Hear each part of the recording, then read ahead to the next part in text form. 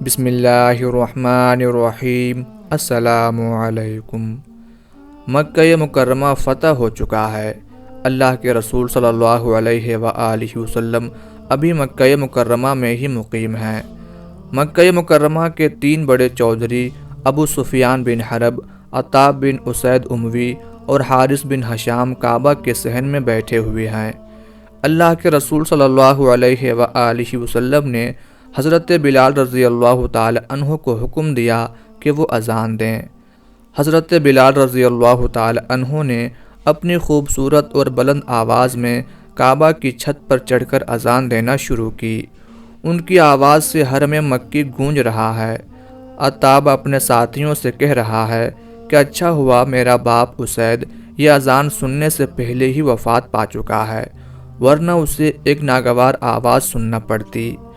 ابو جہل کا بھائی حارث بن ہشام بولا، اگر مجھے معلوم ہو جائے کہ محمد صلی اللہ علیہ وآلہ وسلم حق پر ہیں تو میں ان کا پیروکار، ان کا فرما بردار بن جاؤں۔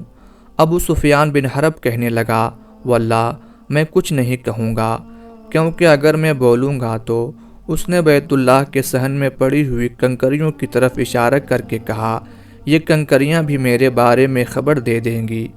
تھوڑی دیر گزری تو اللہ کے رسول صلی اللہ علیہ وآلہ وسلم ان کے پاس تشریف لائے اور فرمایا، تم لوگوں نے ابھی جو باتیں کی ہیں ان کی اطلاع مجھے مل چکی ہے۔ اب آپ صلی اللہ علیہ وآلہ وسلم نے ان میں سے ہر ایک کی باتیں دہرا دی ہیں، ہر ایک کو بتا رہے ہیں، تم نے یہ کہا ہے، تم نے یہ کہا ہے۔ ناظرین کرام، حضور نبی کریم صلی اللہ علیہ وآلہ وسلم نے ان کو نہ ڈانٹا نہ تانا دیا، بلکہ بذریعہ وحی ان کو بتا دیا کہ وہ لوگ آپس میں کیا باتیں کر رہے تھے۔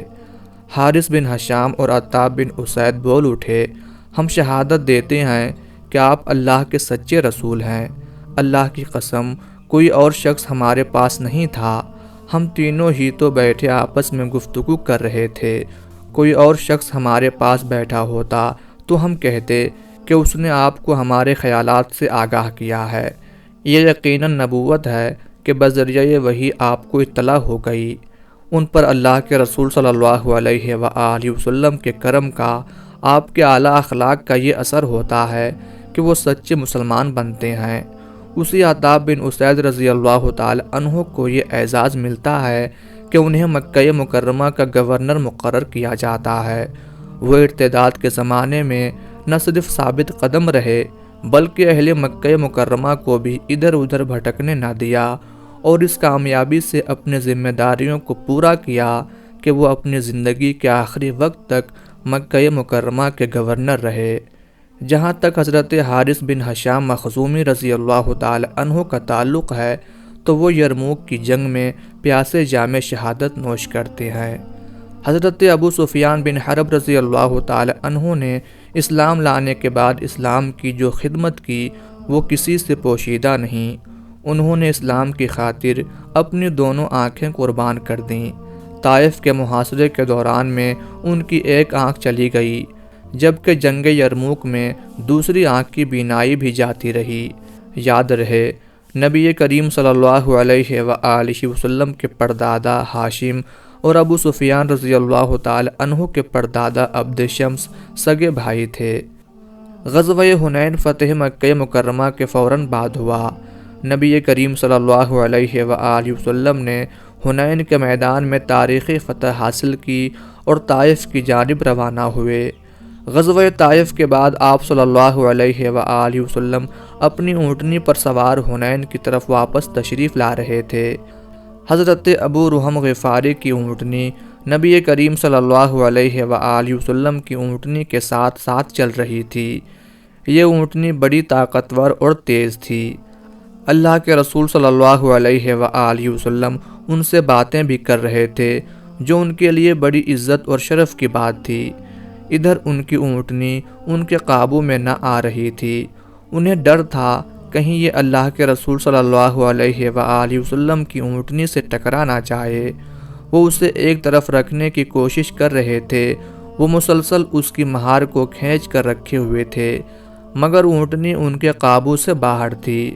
پھر وہی ہوا جس کا انہیں ڈر تھا۔ ان کی اونٹنی اللہ کے رسول صلی اللہ علیہ وآلہ وسلم کی اونٹنی سے ٹکرا گئی، جس کی وجہ سے اللہ کے رسول صلی اللہ علیہ وآلہ وسلم کے پاؤں میں چوٹ آ گئی۔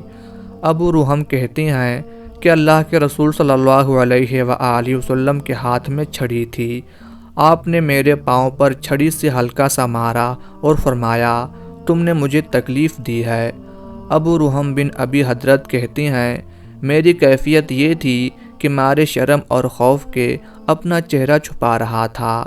میں سخت پریشان اور شرمندہ تھا اور سوچ رہا تھا، یہ میری بدقسمتی ہے کہ میری وجہ سے اللہ کے رسول صلی اللہ علیہ وآلہ وسلم کو تکلیف پہنچی۔ میں سوچ رہا تھا کہ میرے بارے میں قرآن میں آیت نازل ہوگی اور اس میں میرے لیے عذاب کا حکم نازل ہو جائے گا، کیونکہ میں نے رسول اللہ صلی اللہ علیہ وآلہ وسلم کو تکلیف پہنچائی ہے۔ جب ہم اپنی رہائش گاہ پر اترے تو میں نے اپنے ساتھیوں سے کہا، سنو، میں تمہاری سواریوں کو چرایا کرتا تھا، لیکن آج میں چرانے سے معذرت خواہ ہوں۔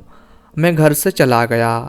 جب شام کو واپس آیا تو میں نے اپنے ساتھیوں سے پوچھا، کوئی میری تلاش میں آیا تھا؟ انہوں نے جواب دیا، ہاں، اللہ کے رسول صلی اللہ علیہ وآلہ وسلم تمہاری تلاش میں آئے تھے۔ میں نے اپنے دل میں کہا، اللہ کی قسم، وہی بات ہو گئی جس کا مجھے ڈر تھا۔ میں نے ان سے دوبارہ پوچھا، کون کون آیا تھا؟ کہنے لگے، ایک انصاری بھی تمہاری تلاش میں آیا تھا۔ میں مزید خوف زدہ ہو گیا۔ میں پریشان حال تھا، پھر بھی میں ہمت کر کے اللہ کے رسول صلی اللہ علیہ وآلہ وسلم کی خدمت میں پہنچ گیا۔ ناظرین کرام، اللہ کے رسول صلی اللہ علیہ وآلہ وسلم کے اعلیٰ اخلاق کو دیکھیے کہ جب آپ صلی اللہ علیہ وآلہ وسلم نے اپنے اس ساتھی کو دیکھا تو آپ مسکرا دیے اور مسکراتے ہوئے فرمایا، ساتھی، شام کو میں نے تجھے اپنی چھڑی سے تکلیف پہنچائی تھی۔ صحابی کو اس غیر متوقع محبت و شفقت پر بہت خوشگوار حیرت ہوئی۔ وہ خود کو ملامت کرتے ہوئے آ رہے تھے کہ ان کی وجہ سے اللہ کے رسول صلی اللہ علیہ وآلہ وسلم کو تکلیف اٹھانی پڑی۔ آپ صلی اللہ علیہ وآلہ وسلم کے سامنے بھیڑوں کا ایک ریوڑ تھا، ان بھیڑوں پر اون تھی۔ آپ صلی اللہ علیہ وآلہ وسلم نے اس ریوڑ کی طرف اشارہ کر کے فرمایا، یہ تمام بھیڑیں تمہاری ہیں۔ اللہ اکبر۔ حضور نبی رحمت صلی اللہ علیہ وآلہ وسلم نے اپنے ساتھی کو ذرا سی چھڑی چبھوئی تھی، اس کا بدلہ یوں دیا کہ بکریوں کا ایک پورا ریوڑ ہی عطا فرما دیا۔ ابو روحم کہتے ہیں، میں نبی کریم صلی اللہ علیہ وآلہ وسلم سے یہ تحفہ حاصل کر کے روانہ ہوا۔ میں نے بھیڑوں کی گنتی کی تو ان کی تعداد 80 تھی۔